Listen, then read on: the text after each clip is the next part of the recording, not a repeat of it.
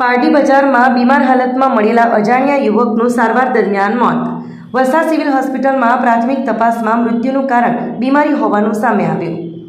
પારડી બજાર વિસ્તારમાં બીમાર હાલતમાં મળી આવેલા આશરે 35 વર્ષીય અજાણ્યા યુવકનું સારવાર દરમિયાન વલસાડ સિવિલ હોસ્પિટલમાં મોત નીપજ્યું છે.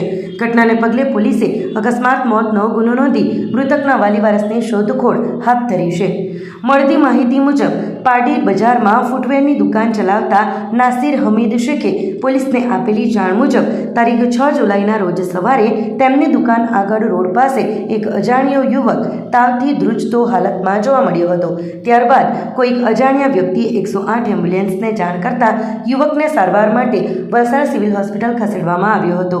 હોસ્પિટલમાં સારવાર દરમિયાન તારીખ 7 જુલાઈની રાત્રે લગભગ 9:40 કલાકે તબીબોએ યુવકને મૃત જાહેર કર્યો હતો. મૃતકની ઉંમર આશરે 35 વર્ષ હોવાનું અનુમાન છે. પ્રાથમિક તપાસમાં મૃત્યુનું કારણ બીમારી હોવાનું સામે આવ્યું છે.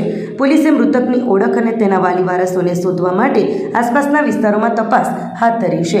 હજુ સુધી મૃતકની ઓળખ થઈ નથી. મૃતક અંગે કોઈ માહિતી ધરાવતી વ્યક્તિએ નજીકના પોલીસ સ્ટેશનનો સંપર્ક કરવા માટે અપીલ કરવામાં આવી છે.